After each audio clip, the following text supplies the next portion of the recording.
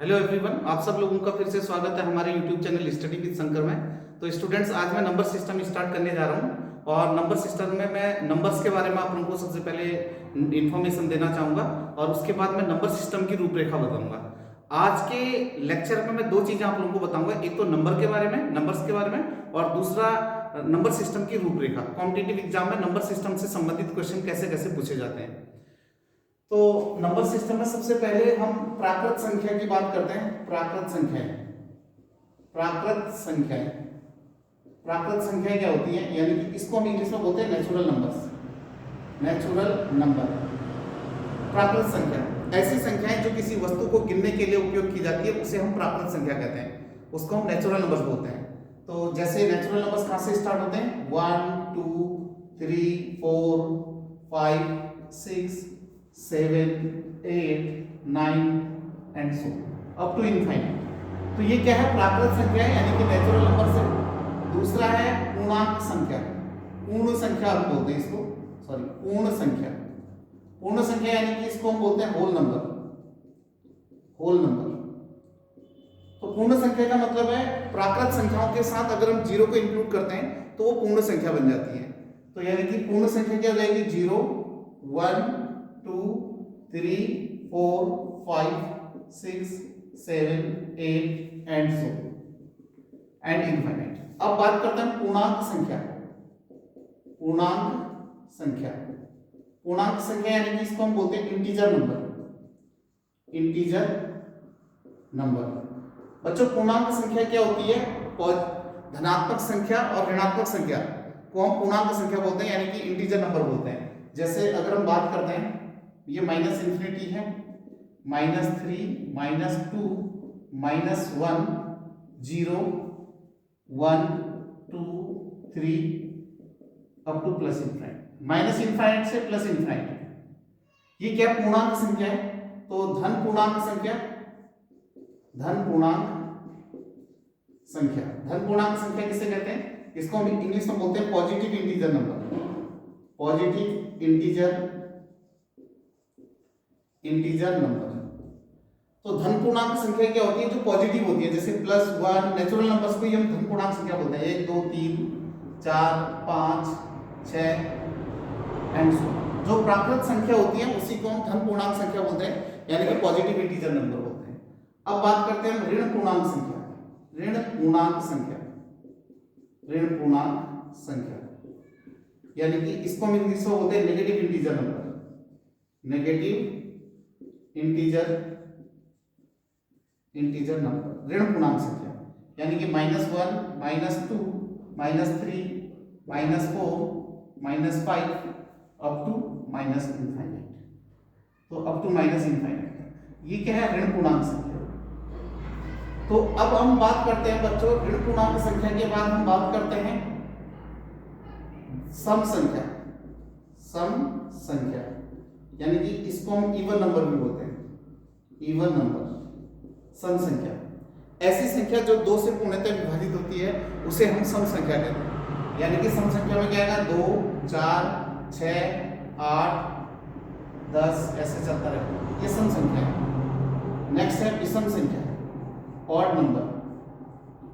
विषम संख्या किसे कहते हैं, इसको हम बोलते हैं ऑड नंबर। ऐसी संख्या जो 2 से पूर्णतः विभाजित नहीं होती है उसे हम विषम संख्या बोलते हैं।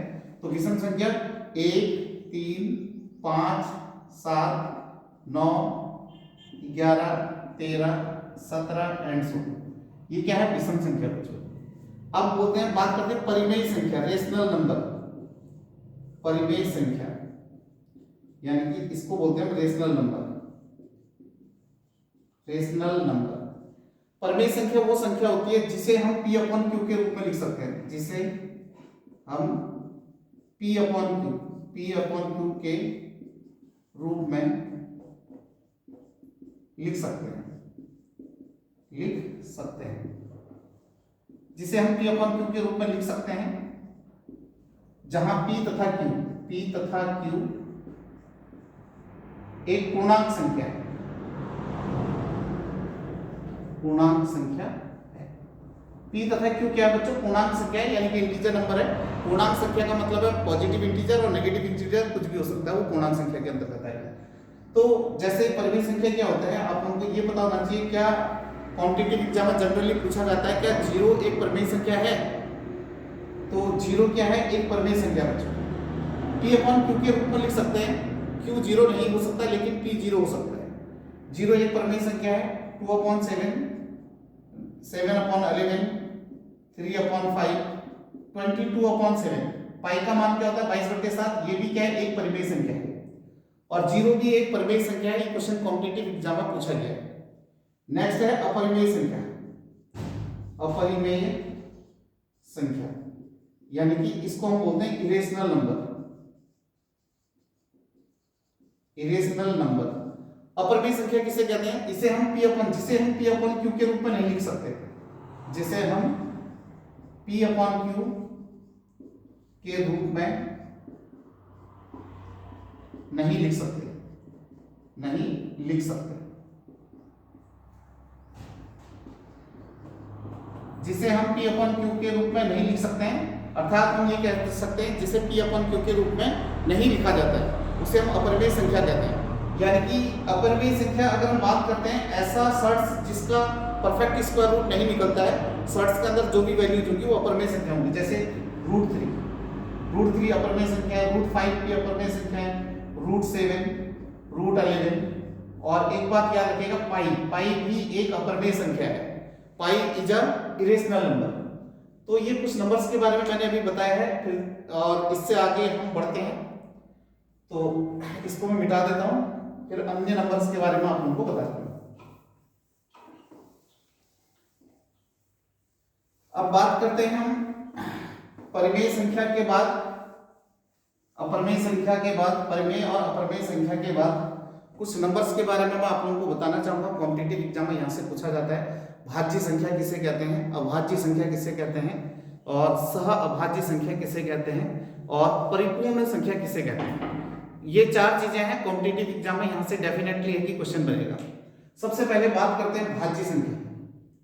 भाज्य संख्या, इसको हम इंग्लिश में बोलते हैं कंपोजिट नंबर। कंपोजिट नंबर, भाज्य संख्या। तो भाज्य संख्या वो संख्या होती है जिसके अन्य गुणनखंड होते हैं, जिसके अन्य फैक्टर्स होते हैं। मतलब ऐसी संख्या जो एक से विभाजित होती है और अपने आप से विभाजित होती है, लेकिन किसी और से भी विभाजित होती है, उसे हम भाज्य संख्या कहते हैं। तो ऐसी संख्या जिसके अन्य गुणनखंड होते हैं, जिसके अन्य गुणनखंड होते हैं, अन्य गुणनखंड होते हैं। ऐसी संख्या जिसके अन्य गुणनखंड होते हैं उसे हम भाज्य संख्या कहते हैं। अन्य गुणनखंड का मतलब होता है जो किसी और से विभाजित होती है। और कोई भी संख्या किसी का गुणनखंड कब होता है? जब वो गुणनखंड उस संख्या को पूर्णतः विभाजित करता है, तभी वो उसका गुणनखंड होता है, अदरवाइज वो उसका गुणनखंड नहीं होगा। यानी कि ऐसी संख्या जिसके अन्य गुणनखंड होते हैं उसे हम भाज्य संख्या कहते हैं। मतलब दुनिया की हर कोई संख्या एक से और अपने आप से विभाजित होती है, लेकिन ऐसी संख्या जो एक से विभाजित हो और अपने आप से विभाजित हो लेकिन किसी और से भी विभाजित हो, उसे हम भाज्य संख्या कहते हैं। तो भाज्य संख्या का मैं एग्जांपल दूंगा बच्चों। सबसे छोटी भाज्य संख्या क्या है? 4। फिर क्या आएगा? 6। फिर भाज्य संख्या 8, फिर 9, 10, 12, 14, 15, 16, 18, 20, 21, 22 एंड ये क्या है? भाज्य संख्या। तो याद रखिएगा सबसे छोटी भाज्य संख्या, सबसे छोटी भाज्य संख्या क्या होती है? 4 होती है। Smallest composite number is 4। Competitive exam में पूछा जाता है कि सबसे छोटी भाज्य संख्या किसे कहते हैं, तो सबसे छोटी भाज्य संख्या 4 होती है। या सबसे छोटी सम भाज्य संख्या, सबसे छोटी सम भाज्य संख्या पूछेगा तब भी आंसर 4 होगा। Smallest composite even number is 4। सबसे छोटी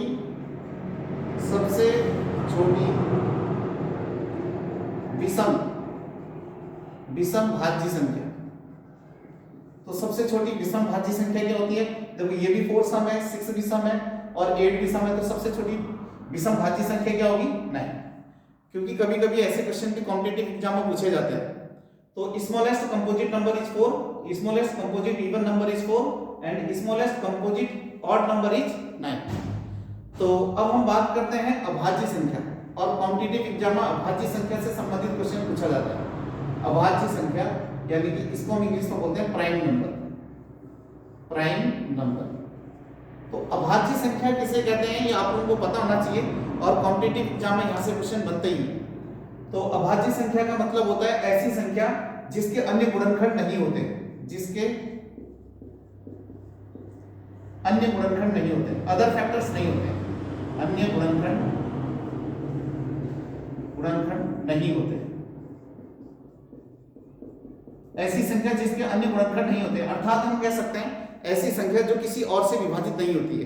आपको पता है कि दुनिया की हर कोई संख्या एक से और अपने आप से विभाजित होती है, लेकिन ऐसी संख्या जो किसी और से विभाजित नहीं होती उसे हम अभाज्य संख्या बोलते हैं, यानी कि हम प्राइम नंबर बोलते हैं। तो प्राइम नंबर में याद रखेंगे सबसे छोटी अभाज्य संख्या, सबसे छोटी अभाज्य संख्या क्या होती है? 2। Smallest prime number is 2। अब आप कहेंगे सर एक को हम क्यों नहीं चूज कर रहे? एक बात याद रखिएगा, एक ना तो भाज्य संख्या की कैटेगरी में आती है और न ही अभाज्य संख्या की कैटेगरी में आती है, क्योंकि 2 या 2 से अधिक संख्याओं का अगर कुछ भी एचसीएफ नहीं निकलता है तो वो एक होता है, इसलिए एक को भाज्य और अभाज्य की कैटेगरी से हटाया गया है। तो सबसे छोटी अभाज्य संख्या 2, फिर 3, फिर 5, फिर 7, उसके पश्चात 7 के पश्चात 11, 13, 17, 19, 23, 29 एंड सो। तो सबसे छोटी याद रखेंगे, सबसे छोटी अभाज्य संख्या, सबसे छोटी अभाज्य संख्या स्मॉलेस्ट प्राइम नंबर इज 2। सबसे छोटी सम अभाज्य संख्या, सम अभाज्य संख्या 2। सबसे छोटी विषम अभाज्य संख्या 3। सबसे छोटी अभाज्य संख्या 2, सबसे छोटी सम अभाज्य संख्या भी 2 और सबसे छोटी विषम अभाज्य संख्या 3। और कॉम्पिटिटिव एग्जाम में यहां से क्वेश्चन पूछा जाता है। एक बात याद रखिएगा, 1 से 50 तक मैं अभाज्य संख्याओं की संख्या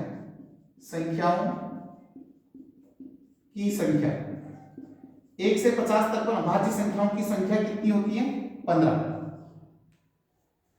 और 50 से 100 तक में अभाज्य संख्याओं की संख्या ये होती है 10। और कॉम्पिटिटिव एग्जाम में यहां से क्वेश्चन पूछा गया है कि 1 से 100 तक मैं अभाज्य संख्याओं की संख्या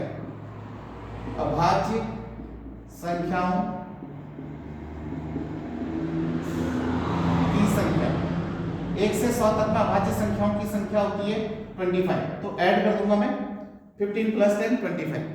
तो 1 से 100 तक में अभाज्य संख्याओं की संख्या कितनी होती है स्टूडेंट्स? 25 होती है। अगर मैं बात करता हूं 1 से 1000 तक में अभाज्य संख्याओं की संख्या ये होती है 168।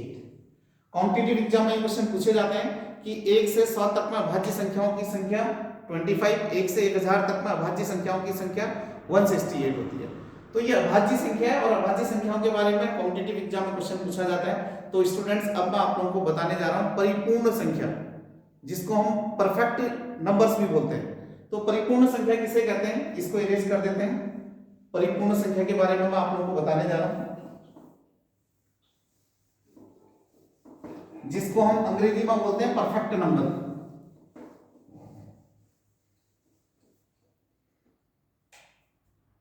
परिपूर्ण संख्या, ठीक है। तो इसको हम बोलते हैं परफेक्ट नंबर। अब एक बात याद रखिएगा स्टूडेंट्स, परिपूर्ण संख्या किसे कहते हैं? ऐसी संख्या जिसके गुणनखंडों का योग उसी संख्या के दुगने के बराबर होता है उसे हम परिपूर्ण संख्या बोलते हैं। यानी कि हम बोल सकते हैं ऐसी संख्या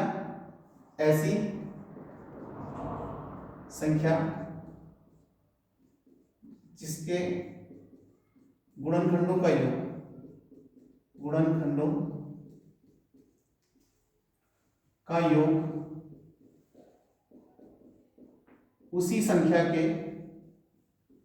उसी संख्या के दुगने के बराबर हो,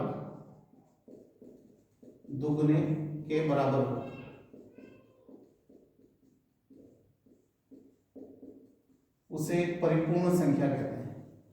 उसे परिपूर्ण संख्या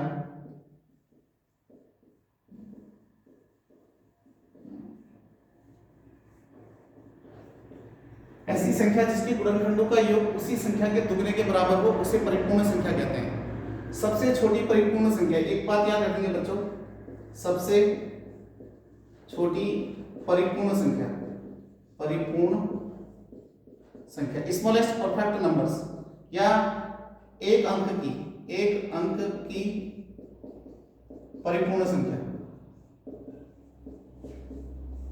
सबसे छोटी परिपूर्ण संख्या या एक अंक की परिपूर्ण संख्या होती है 6। Smallest perfect number is 6। अब याद रखेंगे 2 अंकों की परिपूर्ण संख्या, 2 अंकों की परिपूर्ण संख्या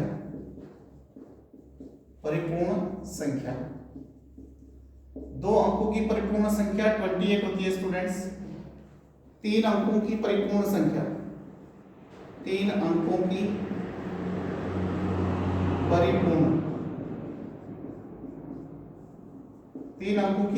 संख्या 496 होती है।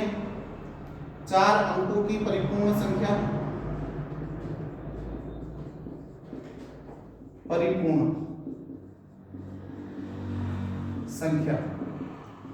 4 अंकों की परिपूर्ण संख्या 8128 8128 होता है।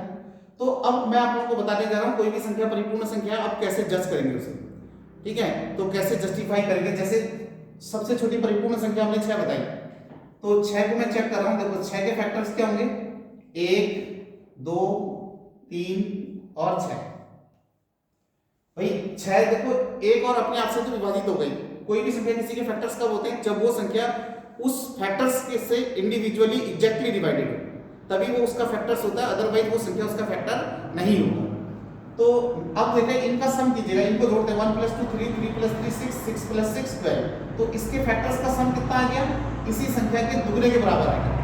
देखो यहाँ पर 6 है, 6 के फैक्टर्स का सम क्या आ गया, 6 का 2 टाइम्स हो गया। इसका मतलब क्या है, this is the perfect number, इसलिए हम ये कहते हैं स्मॉलेस्ट परफेक्ट नंबर इज 6। जैसे 28 को चेक करता हूं, 2 अंकों की परिपूर्ण संख्या भी मैंने आप लोगों को लिखा है 28 होती है। तो 28 परिपूर्ण संख्या कैसे है, जैसे इसके फैक्टर्स क्या होंगे 1 2 4 7 14 28, ये फैक्टर्स हैं। अब इनको ऐड करता हूं, 1 + 2 3 3 + 4 7 7 + 7 14 14 + 14 28 28 + 28 कितना आ जाएगा, इन सब का सम कितना आ रहा है 56, यानी कि 28 का 2 टाइम्स है। मतलब ऐसी संख्या जिसके गुणनखंडों का योग उसी संख्या के दुगने के बराबर हो उसे हम परिपूर्ण संख्या कहते हैं। तो 28 क्या है, परिपूर्ण संख्या है। तो कॉम्पिटिटिव एग्जाम में देखिएगा कैसा क्वेश्चन पूछा जाता है परिपूर्ण संख्या से, या ऐसा क्वेश्चन पूछ देगा निम्न में से कौन सी परिपूर्ण संख्या है, ठीक है? निम्न में से कौन सी परिपूर्ण संख्या है, in which of the following has the perfect numbers. तो ऑप्शन ए लिख रहा हूं मैं 12, option B 18, option C 28, option D 32। तो कौन सी परिपूर्ण संख्या है, 28, क्योंकि 28 के फैक्टर्स का सम उसी संख्या के दुगने के बराबर होता है, इसलिए 28 क्या है, परिपूर्ण संख्या। अगर मैं 12 को चेक करूंगा तो ये परिपूर्ण संख्या नहीं होगा, इसके फैक्टर्स का सम इसके दुगने के बराबर नहीं होगा। 18 को चेक करेंगे तो इसके भी फैक्टर्स का सम इसके 2 टाइम्स के इक्वल नहीं होगा। 32 के भी फैक्टर्स का सम उसके 2 टाइम्स के इक्वल नहीं होगा। इसलिए 28 क्या है, एक परफेक्ट नंबर है, यानी कि परिपूर्ण संख्या है। तो स्टूडेंट्स आज के लिए इतना ही रखते हैं, मिलते हैं नेक्स्ट वीडियो में और नेक्स्ट लेक्चर में। नेक्स्ट लेक्चर में मैं आप लोगों को नंबर सिस्टम की रूपरेखा बताऊंगा और नंबर सिस्टम की रूपरेखा के साथ एक टॉपिक स्टार्ट करेंगे हम नंबर सिस्टम का। और यूकेपीएससी, यूकेपीएससी, लोअर पीसीएस और अदर कॉम्पिटिटिव एग्जाम को आप आराम से क्रैक कर सकते हैं अगर आप मेरे अकॉर्डिंग चले, या मेरी वीडियो आप लोगों ने देख लिया, वीडियो लेक्चर देखिएगा। नंबर सिस्टम के मैं ऑलमोस्ट टॉपिक्स आप लोगों को कराने वाला हूं, लगभग मैं सभी टॉपिक और नंबर सिस्टम के आप लोगों को कराऊंगा। और नंबर सिस्टम आप लोगों को पता ही है कि यूकेपीएससी में सबसे ज्यादा नंबर सिस्टम ही पूछा जाता है। यूकेएसआई के पॉइंट ऑफ व्यू से भी ये क्लास आप लोगों के लिए बहुत ही ज्यादा बेनिफिशियल रहेगी। तो स्टूडेंट्स आज के लिए इतना ही रखते हैं, मिलते हैं नेक्स्ट लेक्चर में। Thank you so much, good.